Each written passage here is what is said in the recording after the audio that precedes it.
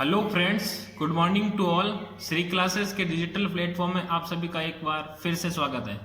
और आज हम डिस्कस करेंगे जो आपका हमने फर्स्ट लेक्चर में डिस्कस किया था नंबर सिस्टम के बारे में। अब नंबर सिस्टम में कुछ नेचुरल नंबर होते हैं, कुछ होल नंबर होते हैं। जब उनको जब मिलाते हैं तो आपका नंबर बनता है, रेशनल नंबर बनता है। फिर नेशनल नंबर और इरेशनल नंबर को मिलाते हैं तो आपका रियल नंबर बनता है। तो अपन डिस्कस करेंगे कि आप डायरेक्ट बता सकते हो कि अच्छा रियल नंबर ये आपका नेचुरल नंबर ये होता है, होल नंबर ये होता है। जब हम रेशनल नंबर और इरेशनल नंबर की बात करते हैं तो अपन को जस्टिफिकेशन देना पड़ता है। अच्छा रेशनल नंबर है तो कैसे है, इरेशनल नंबर है तो कैसे है। जैसे रेशनल नंबर क्या होता है, रेशनल नंबर वह नंबर होता है जिसको अपन P अपॉन Q की फॉर्म में क्या कर सकते हैं, लिख सकते हैं। जहां पे आपका जो Q होगा ना वो नॉट इक्वल्स टू क्या होता है, 0। एंड P एंड जो Q है ना आर को प्राइम नंबर होते हैं। क्या होते हैं, को प्राइम्स का मतलब क्या है मैंने बता दिया है, जिसका 1 के अलावा कोई कॉमन फैक्टर नहीं होता। आई बात समझ में, जिसका 1 के अलावा कोई कॉमन फैक्टर नहीं होता वो आपका क्या होता है, को प्राइम नंबर होता है। और उसके साथ P और Q क्या है, इंटीजर नंबर भी है। तो ये रेशनल की नंबर की कंडीशन है। अब इरेशनल नंबर की कंडीशन क्या होती है, इरेशनल नंबर की कंडीशन ये होती है कि जो रेशनल नहीं है वो क्या है, इरेशनल नहीं है। रेशनल नहीं है वो इरेशनल, जिसको अपन P बाई रेशनल को अपन P बाई Q की फॉर्म में लिख सकते हैं तो इसको P बाई Q की फॉर्म में अपन नहीं लिख सकते। यही कॉन्सेप्ट है रेशनल और इरेशनल नंबर का। इसी के बेस अपन क्वेश्चन करेंगे, मतलब प्रूव करने की कोशिश करेंगे। ठीक है, अपन मेथड यूज करेंगे। कौन सा मेथड यूज करेंगे हमारे कोर्स में, आपका यूजिंग कंट्राडिक्शन मेथड। अपन को कंट्राडिक्शन मेथड यूज करना है और प्रूव करना है कि आपका ये नंबर इरेशनल नंबर है। ठीक है, तो ये चीज ध्यान रखना है, अपन को कंट्राडिक्शन मेथड यूज करना है। और ये चीज बहुत ज्यादा इंपॉर्टेंट है। आपका P और Q दोनों क्या होना चाहिए, को प्राइम नंबर होना चाहिए। उसके अलावा अगर एक भी कॉमन फैक्टर आ गया तो आपका रेशनल नंबर नहीं होगा, इरेशनल हो जाएगा। ठीक है, आई बात समझ में। अब क्वेश्चन करते हैं अपन, और ये एक्सरसाइज अपने 2.3 है। ठीक है, 2.3 का अपन एग्जाम्पल करते हैं आज। ठीक है, देखो क्वेश्चन लेते हैं अपन, ये एग्जाम्पल ये। ठीक है, एग्जाम्पल है show that √2 is a irrational number.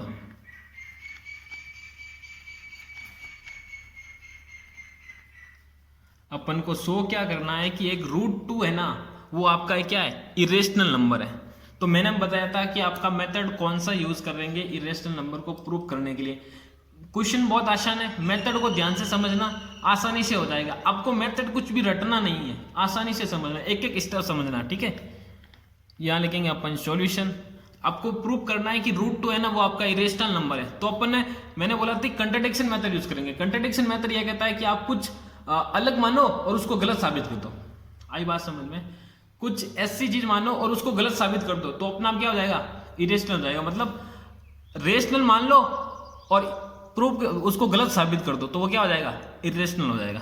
तो अपन लेट क्या करेंगे, लेट √2 इज ए क्या मानेंगे, इरेशनल। तो अपन को प्रूव करना है तो उसका जस्ट क्या मानेंगे, अपोजिट क्या, रेशनल नंबर।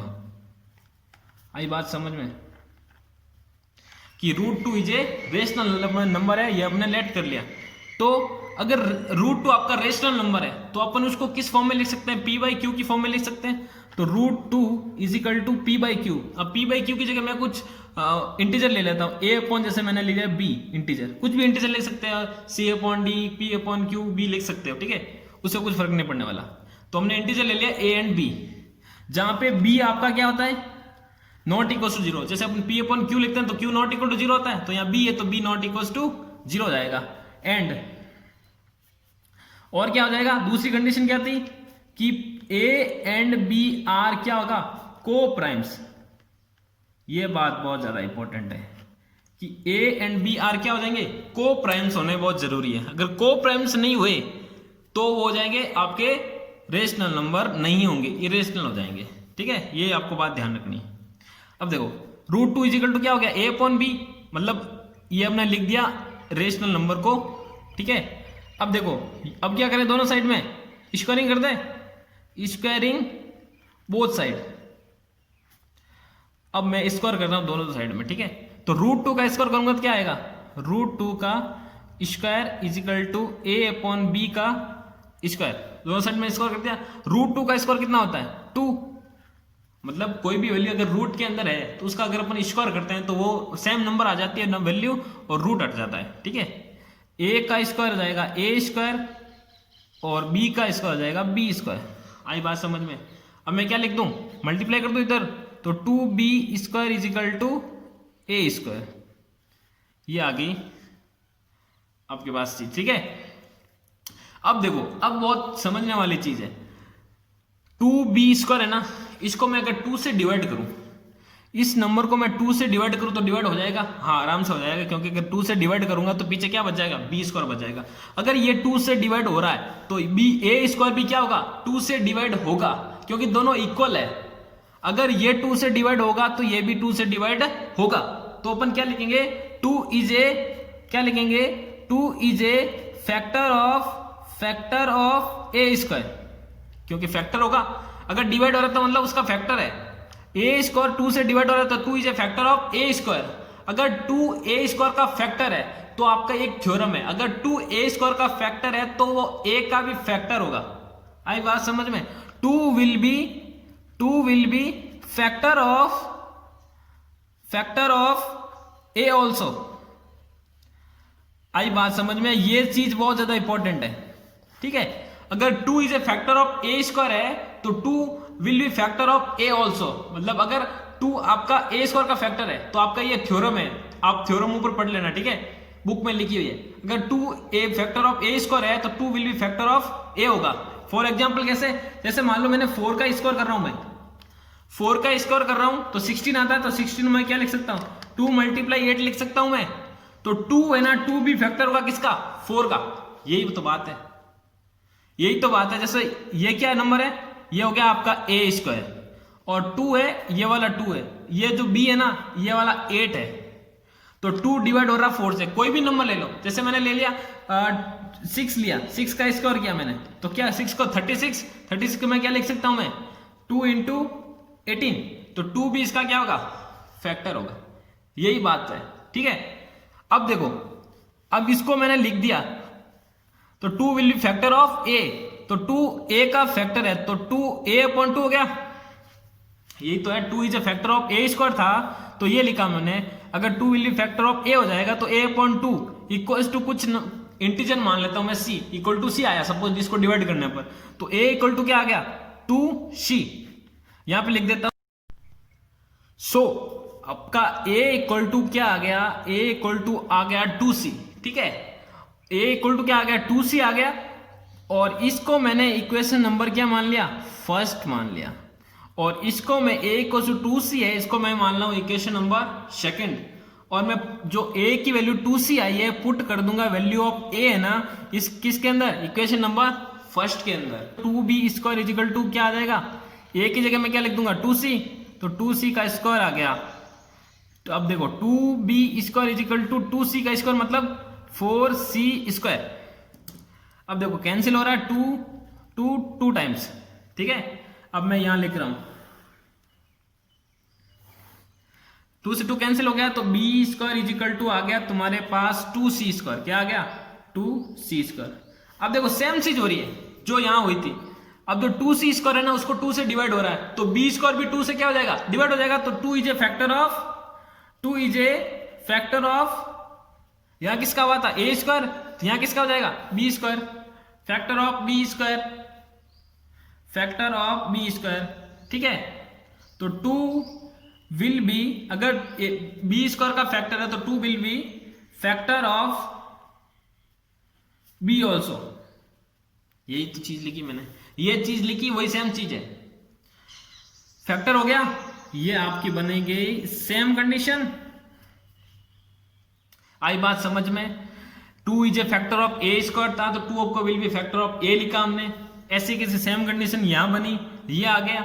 अब हमने स्टार्टिंग में एक चीज ली थी कि a और b है ना, वो आपका को प्राइम है। को प्राइम का मतलब 1 के अलावा उनका कोई भी कॉमन फैक्टर नहीं है, लेकिन यहां तो है क्या, कि 2 है ना आपका फैक्टर ऑफ ए भी है और 2 फैक्टर ऑफ बी भी है, तो 2 दोनों का कॉमन फैक्टर हो गया, जो कि हमारा क्या है, जो हमने लिया उसका एकदम क्या है, अपोजिट है। अब हमने तो क्या लिया, दोनों कोप्राइम लिया था, लेकिन कोप्राइम का मतलब 1 कह लो जिसका कोई कॉमन फैक्टर नहीं हो, लेकिन यहाँ 2 कॉमन फैक्टर आ गया, तो वो क्या हो गया, हमारा अंजम्पशन क्या हो गया, गलत हो गया, हमारा अंजम्पशन गलत हो गया। यही तो हम चाहते थे, ताकि हम अपन प्रूफ क्या कर सकते हैं, इरेशनल नंबर प्रूफ कर सकते हैं। तो अब नीचे क्या लिखेंगे, हेयर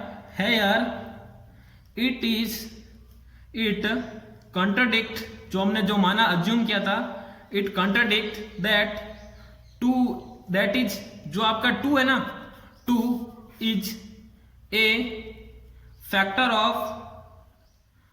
ऑफ किसका, वो ए का भी और बी का भी, ए एंड बी दोनों का फैक्टर है। सो दोनों का फैक्टर हो गया, सो ए एंड बी क्या हो गए, नॉट को प्राइम्स। तो ए और बी को प्राइम्स नहीं होंगे, अगर को प्राइम्स होते तो 1 के अलावा कोई कॉमन फैक्टर नहीं होता, लेकिन यहां तो कुछ फैक्टर हो गया, तो को प्राइम्स नहीं होंगे। सो √3 इज ए क्या, is not a rational number, is not a rational number. अगर को प्राइम्स हो जाता तो रेशनल हो जाते, अब को प्राइम भी नहीं रहा तो रेशनल नंबर कहां से होंगे, रेशनल नंबर नहीं होंगे। दैट इज और अंजम्पशन इज रॉन्ग, या फिर जो आपका मतलब ए और बी जो को प्राइम्स नहीं है, अगर नहीं है तो और यहां लिख सकते हैं, और अंजम्पशन is wrong.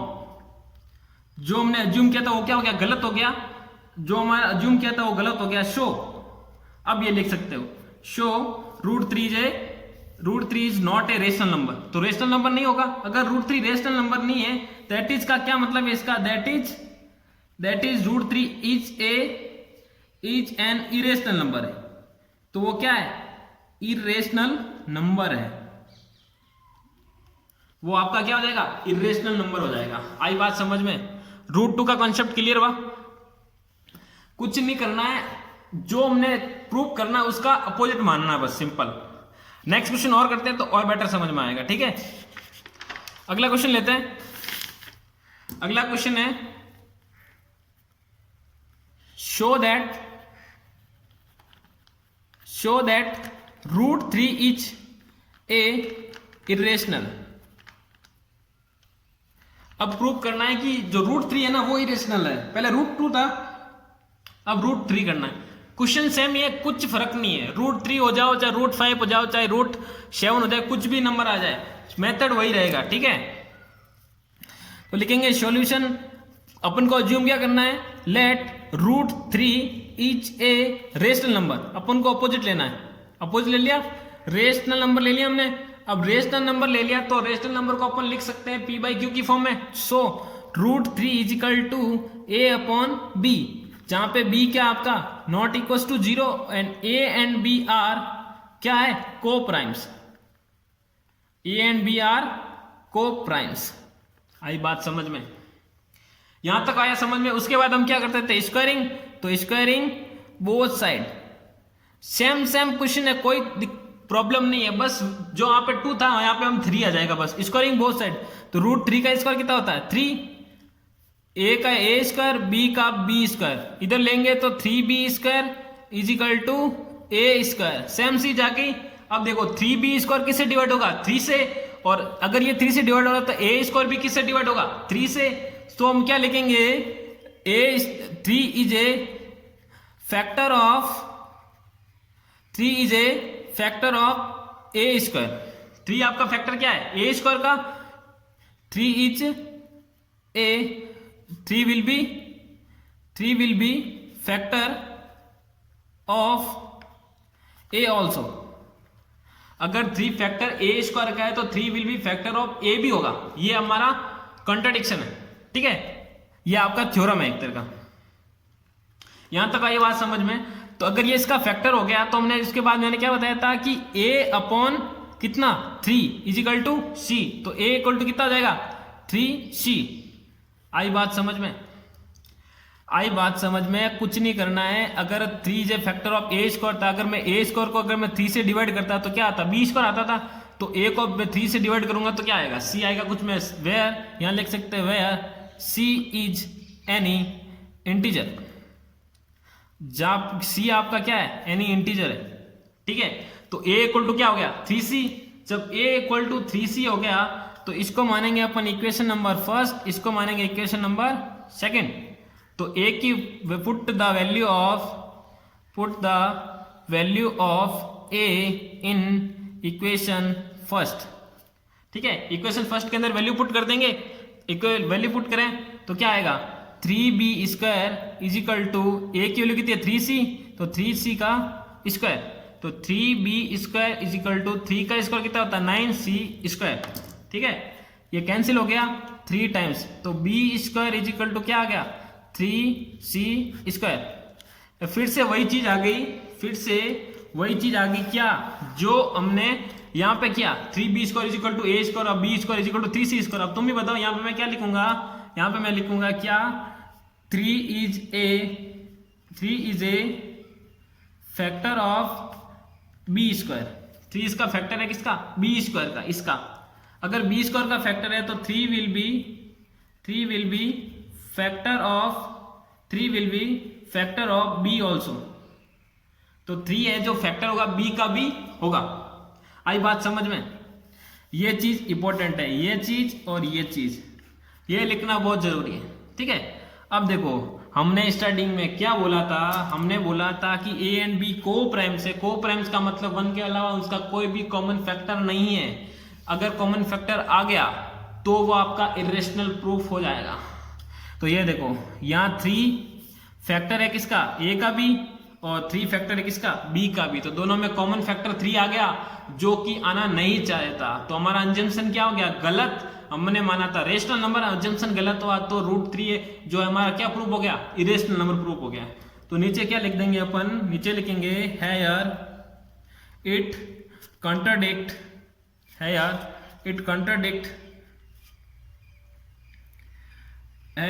Contradict that is, जो आपका 3 नंबर है, 3 is a common factor of a and b. 3 is a factor of both a and b, या फिर common factor of a and b. Show a and b is not को primes. तो a और B दोनों क्या होंगे? Not को primes होंगे, मतलब को प्राइम्स नहीं होंगे। अगर को प्राइम्स नहीं होंगे तो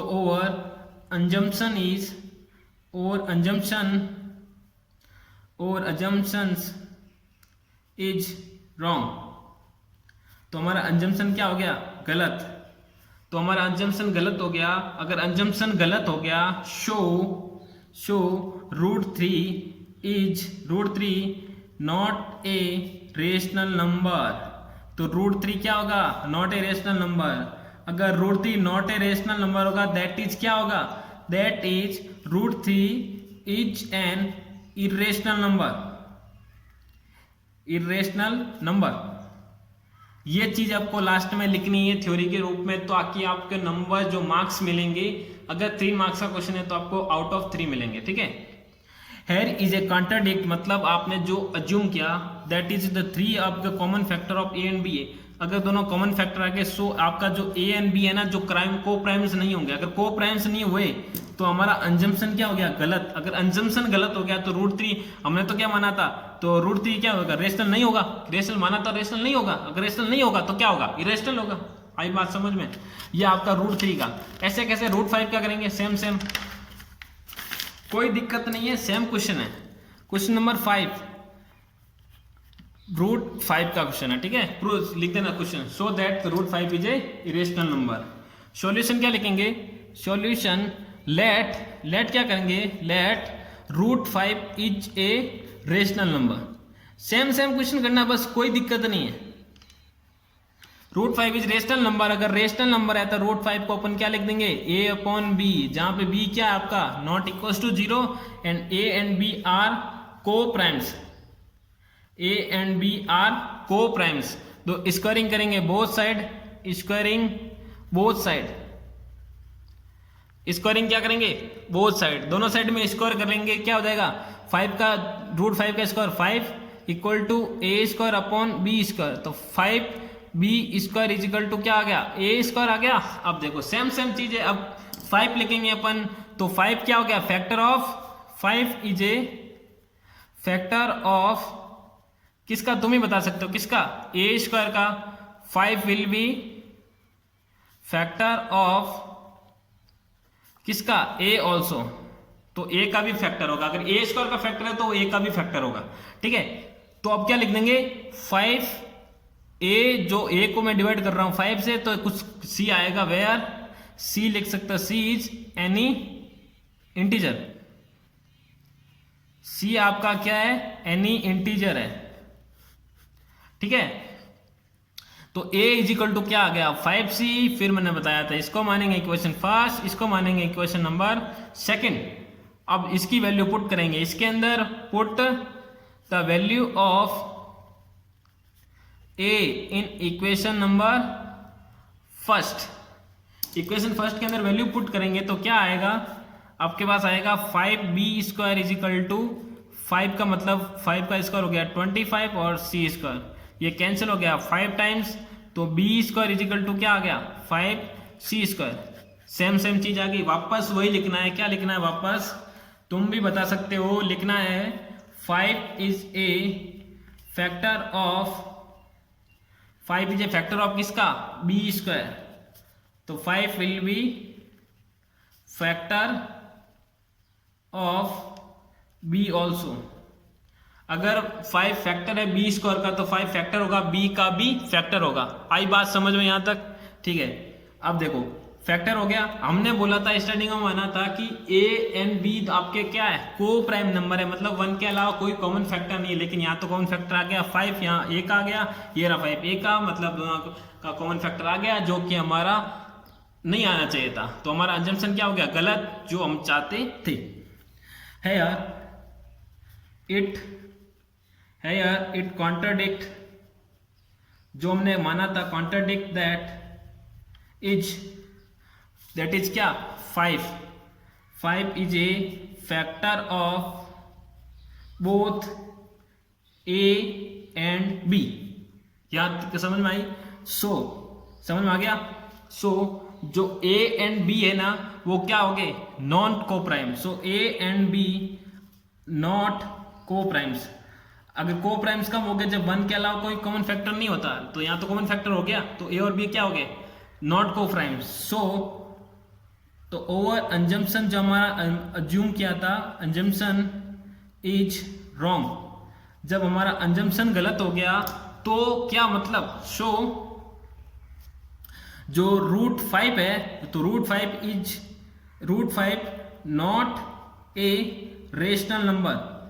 तो root 5 not a rational number, that is इसका मतलब है कि root 5 is an irrational number.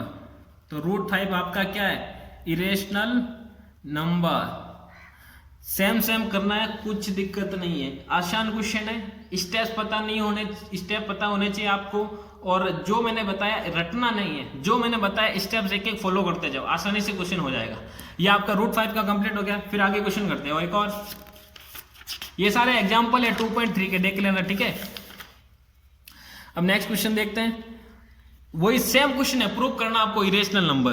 अब प्रूव किसका करना है, अब प्रूव करना है आपका 7√5 is a irrational number.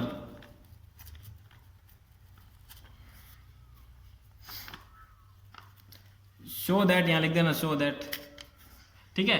√5 is a irrational number. Same करना है, कुछ दिक्कत नहीं है। यहां लिखेंगे अपन सॉल्यूशन, लेट क्या करेंगे, मैंने बता दिया, लेट 7√5। अब दिक्कत नहीं है कि सर पहले तो था √5 ऐसे नंबर आ रहे थे, तो यहाँ 7 से मल्टीप्लाई हो गया, उससे कुछ नहीं फर्क पड़ेगा, वो नंबर इरेशनल रहेगा, अपन का मेथड सेम रहेगा। 7√5 इज ए रेशनल नंबर। अगर ऐसे टाइप के क्वेश्चन है तो वो शॉर्ट में हो जाते हैं, अपन शॉर्ट से करेंगे, ठीक है, उतना बड़ा करने की जरूरत नहीं है। तो 7√5 आपका रेशनल नंबर हो गया, तो 7√5 को अपन क्या लिख देंगे, a अपॉन b, जहां पे आपका b क्या है, not equal to 0 and a and b are को primes, a and b are को प्राइम्स। अब देखो अब क्या करेंगे अपन, अब देखो स्क्वायर करने की जरूरत नहीं है, रूट 5 लिखा मैंने इक्वल्स टू ए का ए 7, अगर यहाँ मल्टीप्लाई में है तो इधर जाएगा तो क्या हो जाएगा डिवाइड में, तो ए अपॉन क्या आ गया 7 भी आ गया। आई बात समझ में, कुछ दिक्कत नहीं है। 7√5 था, ए अपॉन बी था, तो 7 को मैंने डिवाइड में भेज दिया था सिंपल, तो ए अपॉन क्या आ गया 7 भी आ गया। ये शॉर्ट तरीका है, अगर इस टाइप का क्वेश्चन हो तो 7√5 हो गया, अगर दोनों मतलब दो इरेशनल नंबर प्लस में हो रहे हो, अगर दो इरेशनल नंबर माइनस में हो तो अपन इस मेथड से करेंगे, अपन आसानी से हो जाएगा, मतलब कुछ स्क्वायर वगैरह करने की जरूरत नहीं पड़ेगी, ठीक है। बिकॉज ऐसा, बिकॉज जो आपका ए एंड बी है ना, ए एंड बी, अच्छा जो ये दो आपके साइन होते हैं ना, ये वाले 3 डॉट्स वाले, एक ये और एक ये, इन दोनों का मतलब क्या होता है पता है, ये साइन हो इसका मतलब होता है बिकॉज, क्या मतलब होता है बिकॉज। अगर ट्राइंगल्स ऊपर की फॉर्म में ऊपर बने तो हो जाएगा देयरफॉर, ठीक है, आई बात समझ में। Because a and b are integer, a and b आपका इंटीजर है, अगर ए एंड बी इंटीजर है सो जो a अपॉन 7 भी बना है, a अपॉन 7 भी मतलब ये भी इंटीजर, और 7 तो वैसे भी इंटीजर ही है, मतलब कांस्टेंट मान लो, और बी भी क्या है इंटीजर है। अगर इंटीजर अपॉन इंटीजर क्या होता है, हमेशा इंटीजर नंबर आता है, तो सो a अपॉन जो 7 भी होगा विल बी क्या हो जाएगा रेशनल, मतलब इंटीजर अपॉन इंटीजर हमेशा क्या नंबर आता है रेशनल नंबर आता है, ठीक है। Will be rational show from जैसे इसको मान लो, शो फ्रॉम, ये इसको मान लो, जैसे इसको इक्वेशन फर्स्ट मान लेता हूं, show from equation first. Equation first से क्या है कि जो रूट 5 है ना, रूट 5 है वो आपका रेशनल है। रेशनल कैसे, क्योंकि a अपॉन 7 भी रेशनल है, अगर ये रेशनल है तो इसको भी रेशनल होना पड़ेगा, अगर ये इस इक्वेशन ये कहती है। लेकिन आपका अपने रूट 5 में एक्चुअल में होता क्या है, इरेशनल होता है, तो a और b इंटीजर है, सो a अपॉन 7 भी विल बी रेशनल हो गया। सो फ्रॉम इक्वेशन फर्स्ट क्या कह रहा है, root 5 is an rational number, rational number होना चाहिए इस इक्वेशन के हिसाब से, तो ये रेशनल है तो ये भी रेशनल होगा इस इक्वेशन के हिसाब से, ठीक है, रेशनल होगा। बट दिस कॉन्ट्राडिक्ट, ये कॉन्ट्राडिक्ट है वो क्या है गलत है, this contradict the fact that is root 5 is irrational, पर जो रूट 5 है ना वो तो क्या है इरेशनल है। आई बात समझ में, root 5 is irrational, so we can say that, so we can conclude भी लिख सकते हैं, सो वी कैन कंक्लूड जो आपका दैट कंक्लूड दैट जो रूट ऑफ जो आपका क्या बोलते हैं 7√5 है इज ए इरेशनल नंबर। आई बात समझ में, करना कुछ नहीं है, ये आपका क्वेश्चन खत्म हो गया, बस इतना ही क्वेश्चन है। जो 7√5 इरेशनल, पहले रेशनल ले लिया, फिर दोनों को मैंने इक्वल कर दिया, जो यहाँ पे 7 मल्टीप्लाई में था इसको मैंने डिवाइड में ले लिया, तो a और b क्या इंटीजर है, अगर इंटीजर अपॉन इंटीजर हमेशा रेशनल नंबर ही आता है, तो a अपॉन 7 भी पूरा रेशनल हो गया। तो इस इक्वेशन से अगर ये रेशनल है तो ये भी रेशनल होगा इस इक्वेशन के हिसाब से, तो ये रेशनल है तो फ्रॉम इक्वेशन फर्स्ट तो root 5 is an rational number हो गया। But this contradict the fact that तो रूट 5 क्या होता है एक्चुअल में इरेशनल होता है, सो वी कैन कंक्लूड, ठीक है, conclude that root 5 is irrational number, ठीक है। आई बात यहां तक समझ में, अब ठीक है, अब आगे क्वेश्चन लेते हैं अपन, इसको कर देना, ठीक है। अब अगला क्वेश्चन लेते हैं अपन,